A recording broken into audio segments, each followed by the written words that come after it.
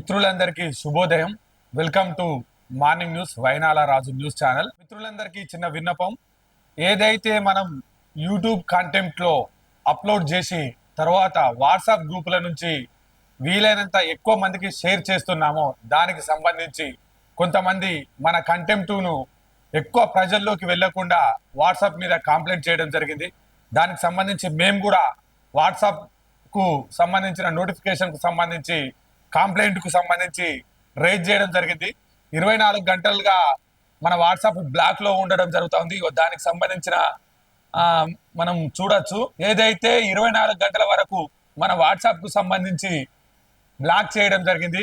కాబట్టి ప్రేక్షకులందరూ ఏదైతే యూట్యూబ్ లో నేను కంటెంట్ చేస్తున్నానో దాన్ని మీరు ఈ ఒక్కరోజు విధిగా మీ వాట్సాప్ గ్రూప్ల ద్వారా వీలైనంత ఎక్కువ మందికి షేర్ చేయాలని కోరుతున్నాం.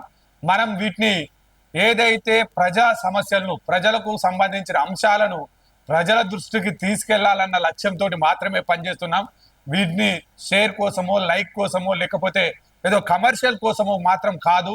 ప్రజలను వీలైనంత వరకు చైతన్యవంతులుగా చేసి జరుగుతున్న పరిస్థితులను ప్రజల వద్దకు తీసుకొచ్చి ప్రజలకు అర్థమయ్యే విధంగా చెప్పాలన్న లక్ష్యంతో పనిచేస్తున్నాం.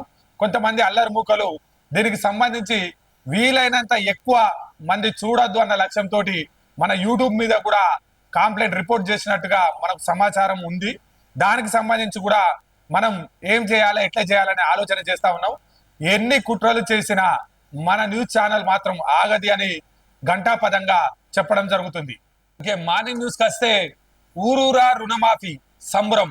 తొలి విడతలో 1,00,000 రుణమాఫీ, 11,50,193 మంది రైతుల ఖాతాలో 60,098.93 కోట్ల రూపాయలు జమ. ప్రారంభించిన సీఎం రేవంత్ రెడ్డి మరియు మంత్రులు. సీజన్ ప్రారంభంలోనే సొమ్ము రిలీజ్ కావడంతో రైతుల్లో ఆనందం. 10 ఏళ్లలో కేసీఆర్ రుణమాఫీ చేసింది 21,000 కోట్ల. 7 నెలల్లో మేము 31,000 కోట్ల రుణమాఫీ చేసి చూపిస్తున్నాం. కాంగ్రెస్ మాట ఇస్తే శిలా శాసనం. త్వరలో వరంగల్లో రాహుల్ గాంధీతో కృతజ్ఞత సభ పెడతాం. మంత్రులతో ఢిల్లీ వెళ్లి ఆయనను ఆహ్వానిస్తామని వెల్లడి. వీడియో కాన్ఫరెన్స్ లో వివిధ జిల్లాల రైతులతో సంభాషణ. అంకాపూర్ చికెన్ తినిపిస్తావా, రుణమాఫీ అయినందుకు ఎట్లా అనిపిస్తుంది రైతులతో సీఎం సరదా సంభాషణ. అదేవిధంగా కరీంనగర్ జిల్లా మానకొండూరుకు చెందిన ముంజంపల్లికి చెందిన రాజారెడ్డి అనే రైతుకు సంబంధించి ఏకకాలంలో 70,000 రూపాయల రుణమాఫీ కావడంతో ఏదైతే సీఎం రేవంత్ రెడ్డి గారి ఫోటోకి దండం పెడుతున్న దృశ్యాన్ని మనం చూసొచ్చు. రుణమాఫీలో తెలంగాణ రికార్డు. ఏకకాలంలో 31,000 కోట్ల మాఫీ. దేశవ్యాప్తంగా 2017 నుంచి 2.8 లక్షల కోట్ల పంట రుణాలు మాఫీ. అత్యధికంగా మహారాష్ట్రలో 79,000 కోట్లు.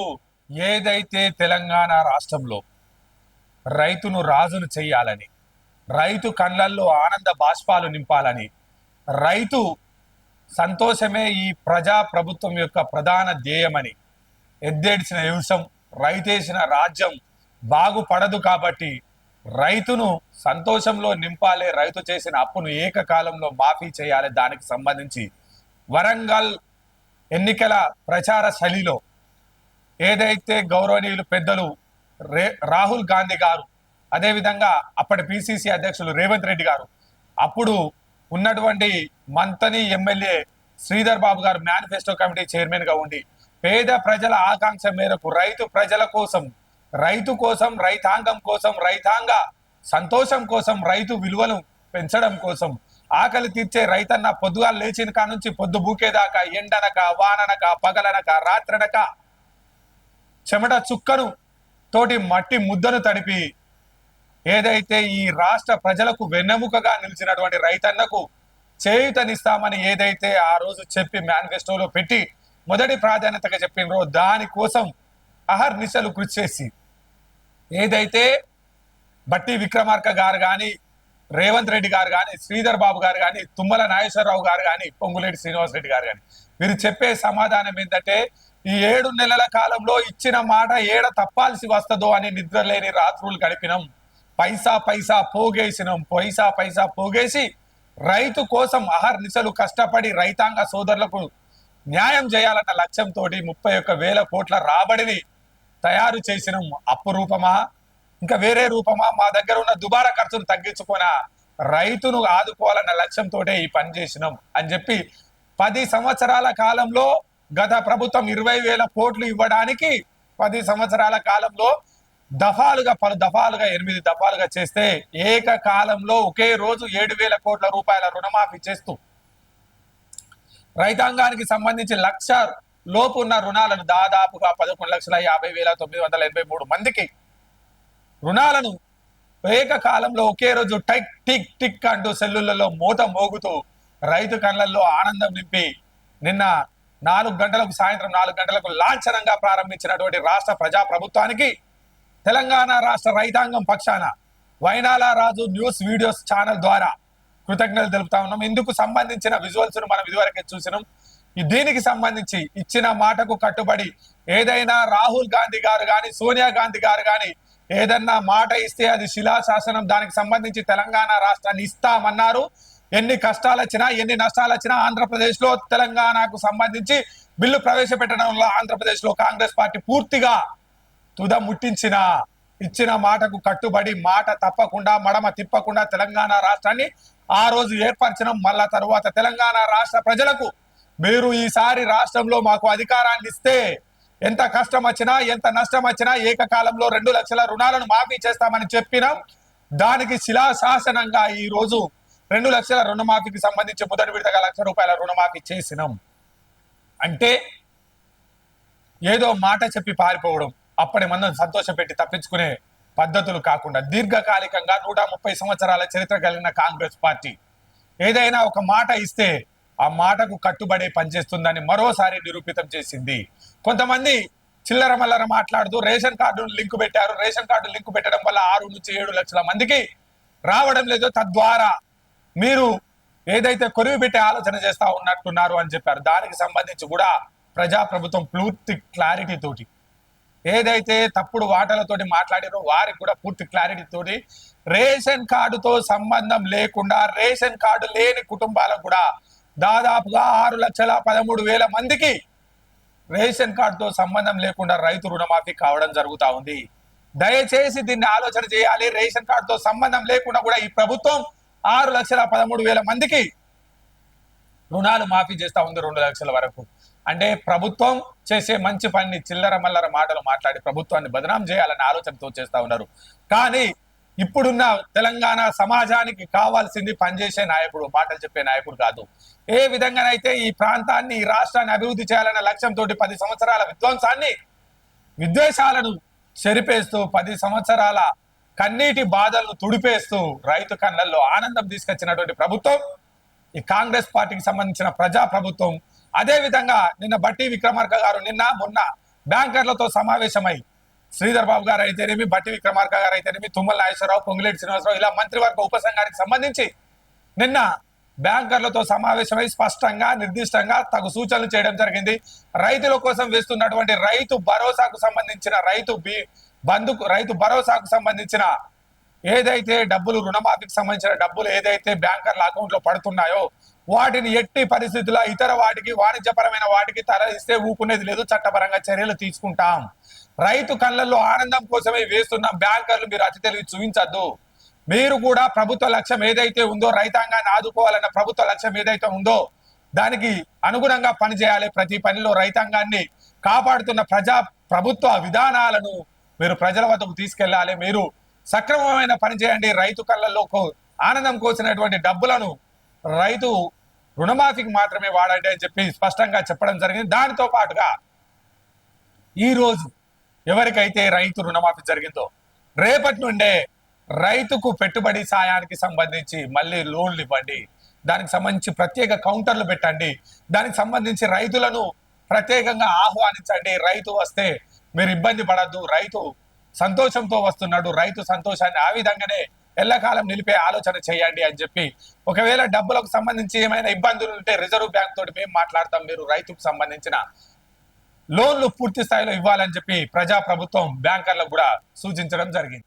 మరో ప్రధాన అంశం ఐటీ శాఖ మంత్రివర్యులు శ్రీధర్ బాబు గారు స్టాక్ ఎక్స్చేంజ్ ద్వారా నిధుల సమీకరణ, ఆర్బీఐ రూల్స్ కు లోబడే లోన్లు. మంత్రి శ్రీధర్ బాబు రాష్ట్ర ప్రభుత్వ సంక్షేమ పథకాలకు మూలధన సేకరణలో securities and exchange board of India SEBI రూపొందించిన సోషల్ ఎక్స్చేంజ్ విధానాన్ని వినియోగించుకోనున్నట్లు ఐటీ పరిశ్రమల శాఖ మంత్రి శ్రీధర్ బాబు గారు వెల్లడించారు.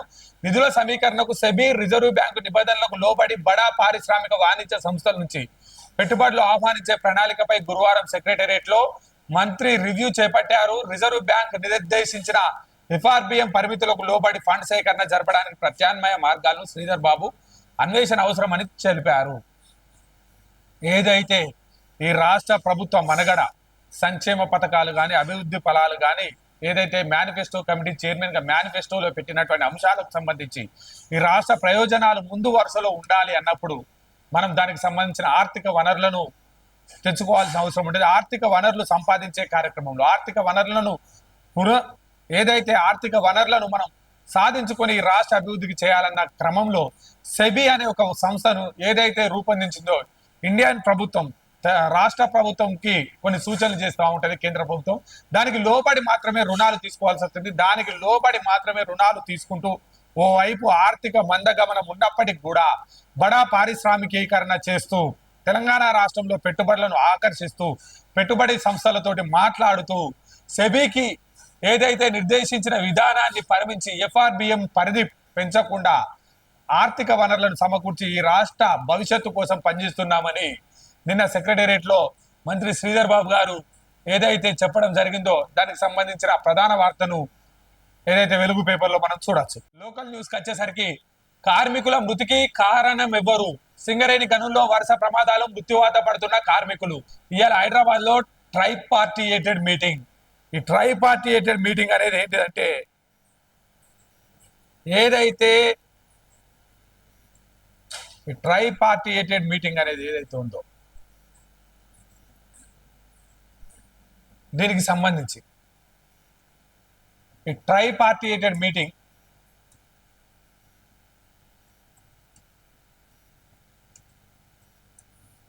ఏదైతే బొగ్గు బావుల్లో ఏదైతే సేఫ్టీ పరికరాల యంత్రీకరణకు సంబంధించి ఒక మిషన్ నష్టం జరిగినా మంచిదే కానీ ఒక విలువైన ప్రాణాన్ని పోగొట్టుకోవద్దు అని చెప్పి ఈ ట్రైపార్టియేటెడ్ అనేది ఒక మీటింగ్ పెడతా ఉంటారు. ఇది ఒక సంవత్సరానికి 4 సార్లు పెడతారు.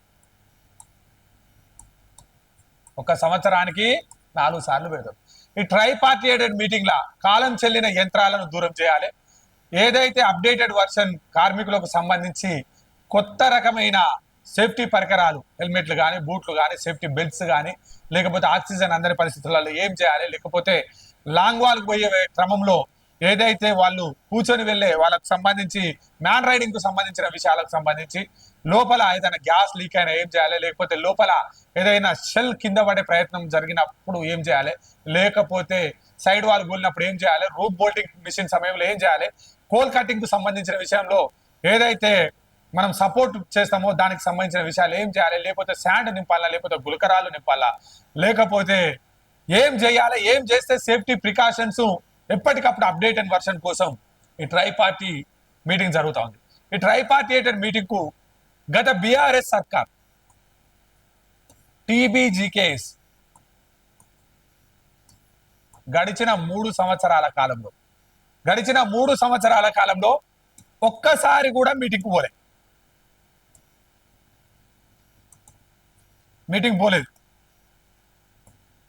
అంటే ఇవాళ టీబీజీకేఎస్ ఏం మాట్లాడుతుందంటే ప్రాణ నష్టం జరిగింది, దానికి తెలంగాణ ప్రజాప్రభుత్వం దానికి ఏ విధంగా జరిగింది అనేది ఒక మీటింగ్ పెట్టాలని సూచించింది. దానికి సంబంధించి రాబోయే చర్యలు ఏం తీసుకోవాలని చెప్పి నిన్ననే ముఖ్యమంత్రి వర్యులు అదేవిధంగా ఈ ప్రాంతానికి సంబంధించిన శాసనసభ తెలంగాణ ఐటీ శాఖ మంత్రులు శ్రీధర్ బాబు గారు కూడా బలరాం నాయక్ గారితో ఇక్కడ ఉన్న జీఎం గారితో సేఫ్టీకి సంబంధించి చర్చలు చేయడం జరిగింది. కానీ గడిచిన 3 సంవత్సరాల కాలంలో టీబీజీకేఎస్ అధికారంలో ఉన్న 3 సంవత్సరాల కాలంలో ఒక్కసారి కూడా ట్రైపార్టియేటెడ్ మీటింగ్ కు పోలేదు, మీటింగ్ కండక్ట్ కాలేదు. అంటే రైతులపై ఏ విధంగానైతే తెలంగాణ ప్రభుత్వం ఓ వైపు మోసం చేసిందో అదే విధంగా సింగరేణిలో కూడా టీబీజీకేఎస్ అదే విధంగా కార్మికులకు సేఫ్టీకి సంబంధించిన వాటిని పక్కకు పెట్టి టీబీజీకేఎస్ లో ఇప్పటి కూడా మనం చూడొచ్చు, కొంతమంది ఉద్యోగాల పేరిట నడుస్తా ఉన్నది, కొంతమంది లంచాల పేరిట నడుస్తా ఉంది. అసలు టీబీజీకేఎస్ కు తెలంగాణ రాష్ట్ర ప్రభుత్వానికి సంబంధం లేదనే ఎన్నో వాదనలు వినిపించినాయి. కేవలం పైరోకుల కోసం పుట్టినటువంటి పార్టీయే టీబీజీకేఎస్. కార్మికుల మీద ప్రేమతోటి కార్మిక సంక్షేమం కోసం కార్మిక వర్గాలకు సంబంధించిన లక్ష్యాల కోసం చేసినటువంటి పార్టీ కాదు. కానీ ఇవాళ జరగడంతో హుటాహుటిన ఏదో బట్టకాల్చి మీదేయాలనే ఆలోచనతోటి వెళ్ళడం జరిగింది. కానీ దానికి సంబంధించి ఇవాళ సెంట్రల్ గవర్నమెంట్కి సంబంధించి స్టేట్ గవర్నమెంట్కి సంబంధించి ప్రమాదానికి బాధ్యులు ఎవరనే దానిపై హైదరాబాద్ లో ఇవాళ సింగరేణి రక్షణ చర్యలకు సంబంధించి DGMS సింగరేణి మేనేజ్మెంట్ ఏదైతే ఉందో సింగరేణి మేనేజ్మెంట్ DGMS తోటి గెలిచిన సంఘం తోటి మరియు అనుబంధ సంఘాలతోటి కార్మికులతోటి కలిసి ట్రైపార్టీ మీటింగ్ జరగతున్నది. దానికి సంబంధించి ఎట్లయితే సేఫ్టీకి సంబంధించిన వాటిపై చర్యలు జరగనున్నది, ఈ ప్రమాదానికి జరిగిన కారకులు ఎవరు, దానికి సంబంధించిన వాటిపై విధి విధానాలు ఏంటిది అని తెలుసుకునే ప్రయత్నం జరుగుతుంది. ఏది ఏమైనప్పటికీ కూడా సింగరేణి కార్మిక ప్రాంతం గత 10 సంవత్సరాల నుంచి వివక్షకు గురి కావడం జరిగింది. ఇకనైనా సింగరేణి ప్రాంతాన్ని సింగరేణి కార్మిక సంక్షేమం కోసం గెలిచిన నాయకత్వం, కేంద్ర ప్రభుత్వం, రాష్ట్ర ప్రభుత్వాలు ఉమ్మడిగా కార్మికుల సంక్షేమమే ప్రధాన ఎజెండాగా పనిచేయాల్సిన అవసరం ఉందని చెప్పడం జరుగుతూ ఉంది. లోకల్ న్యూస్ కు స్వాగతం. ఏదైతే లోకల్ న్యూస్ కు సంబంధించి యువనేత దుద్దిల్ల శ్రీనుబాబు గారు ఏదైతే మైన్ యాక్సిడెంట్ లో నిన్న చనిపోవడం జరిగిందో మృతుల కుటుంబాల దగ్గరికి వెళ్ళి వారికి ప్రగాఢ సానుభూతిని పలికించి సంతాపం తెలిపి వారి కుటుంబ సభ్యులను ఓదార్చుతున్న దృశ్యాలను మనం చూడొచ్చు. ఇంకో వారి కుటుంబ సభ్యులకు మీకు జరిగిన నష్టం పెద్ద మొత్తంలో జరిగింది, మీరు అధైర్య పడకండి, మేమున్నాం, ప్రభుత్వం ఉంది, మీకు నష్టాన్ని పూడ్చలేము కానీ మీకు అండగా మేముంటామని చెప్పి వారిని ఓదార్చడం జరుగుతూ ఉంది. అందుకు సంబంధించిన విజువల్ చూడొచ్చు. వారి అబ్బాయి తోటి శ్రీనుబాబు గారు ఏదైతే వారికి జరిగిన ఇబ్బందిపై ప్రమాదానికి సంబంధించిన విషయాలను తెలుసుకోవడం జరుగుతుంది. అదే విధంగా ఏదైతే వాళ్ళ భార్య ఏదైతే స్పృహ తప్పి పడిపోయిందో ఆమెను పరామర్శ చేయడం జరుగుతూ ఉన్నది.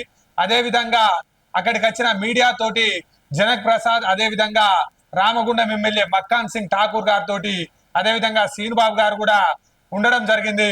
వారికి నేనున్నా, తోడున్నా, మీరు బాధపడకండి అని వారిని ఓదార్చుతున్న దృశ్యాలను చూడొచ్చు. అదే విధంగా మంతనీకి సంబంధించి నిన్న రైతు సంబరాలకు సంబంధించి ఏదైతే రైతు సంబరాలకు సంబంధించి కాంగ్రెస్ పార్టీ 2 లక్షల రుణమాఫీకి సంబంధించి ఏకకాలంలో ఏదైతే రుణమాఫీ చేస్తున్నదో దానికి సంబంధించి నిన్న మంతని ప్రధాన చౌరస్తాలో ఏదైతే మంతనీకి సంబంధించి రైతు రుణమాఫీకి సంబంధించిన ఏదైతే రైతు సంబరాల్లో శ్రీనుబాబు గారు, జిల్లా అధ్యక్షులు ఏదైతే సురేందర్ రెడ్డి గారు, అదే విధంగా ఏదైతే మంత్రి మండలాధ్యక్షుడు ఐలి ప్రసాద్ గారు, అదే విధంగా అజీం ఖాన్ గారు వారందరితో కలిసి నిన్న పెండ్రు రమాదేవి గారు వాళ్ళందరితో కలిసి రైతు సంబరాల్లో పాల్గొని ఎడ్ల బండిని సవారీ చేయడం జరిగింది. ఆ విధంగా ఎడ్ల బండి మించెల్లి అక్కడికి వచ్చినటువంటి రైతులకు అభివాదం చేస్తున్నటువంటి శ్రీనుబాబు గారి ఫోటోలను చూడొచ్చు మనము. అదే విధంగా ఏదైతే రైతు రుణమాఫీకి సంబంధించి ఓ పక్క చేస్తున్నారో శ్రీధర్ బాబు గారికి, అదే విధంగా రేవంత్ రెడ్డి గారికి పాలాభిషేకం చేయడం జరుగుతూ ఉన్నది. ఈ విధంగా రైతుల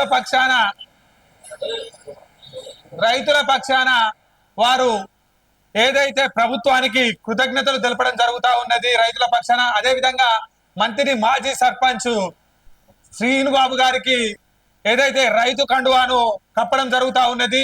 ప్రజల తరపున రైతుల పక్షాన మంత్రి నియోజకవర్గం పక్షాన శ్రీధర్ బాబు గారికి, అదే విధంగా ముఖ్యమంత్రి రేవంత్ రెడ్డి గారికి కూడా కృతజ్ఞతలు తెలుపుతున్నటువంటి దృశ్యాన్ని మనం చూడవచ్చును.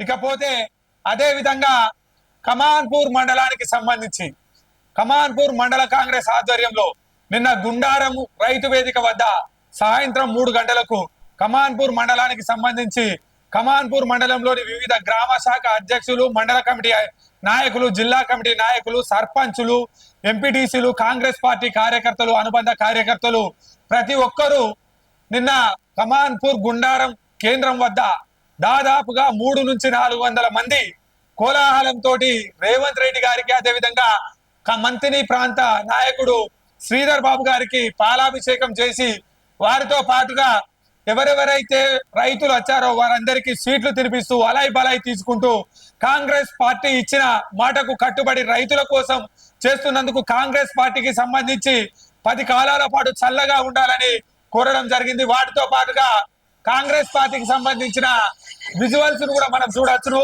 దానికి సంబంధించి